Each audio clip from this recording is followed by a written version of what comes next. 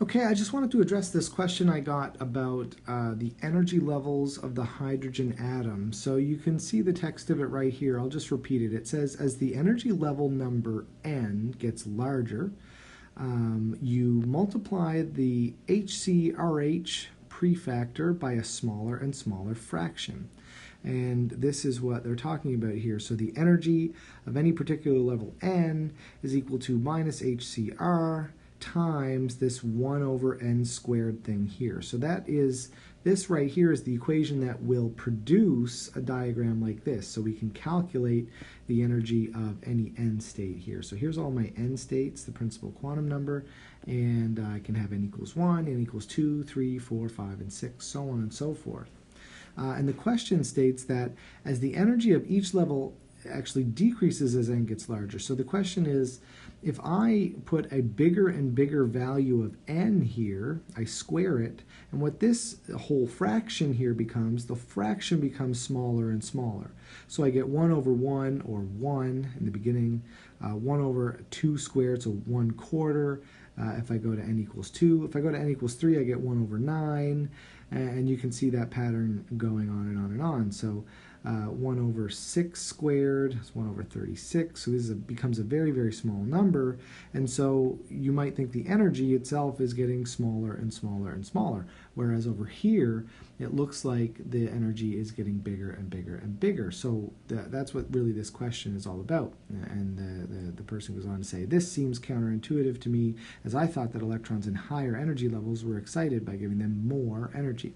So that's true, but let's talk about what this actually means.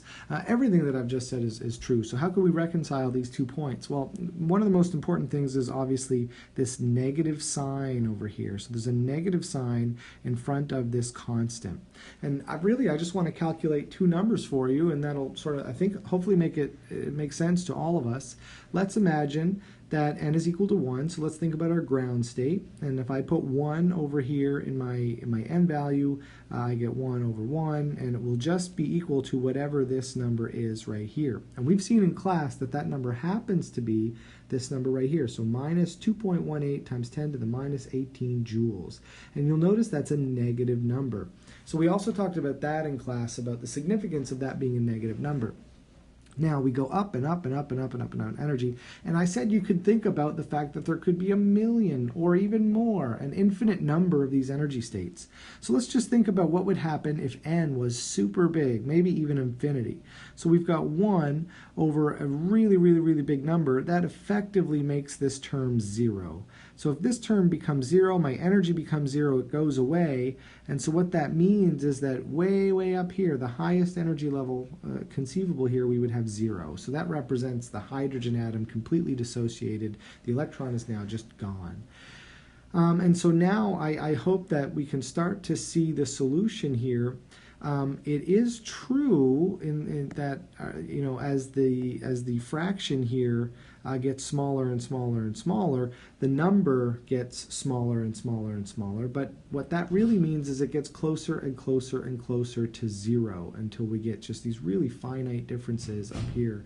And so in magnitude, in other words, the absolute value of these numbers, the absolute value is actually the largest down here in the first value. And so that's where your misconception's coming from. You're thinking of a magnitude, you're thinking of an absolute value, but actually this is a negative number. So we are furthest from 0 down here, and our higher and higher energy levels just get us closer and closer to 0, which makes the absolute value of these numbers very, very, very small. So you're correct, the numbers do get smaller, but the energy levels are actually higher than the lowest one. Hope that helps, and keep the questions coming.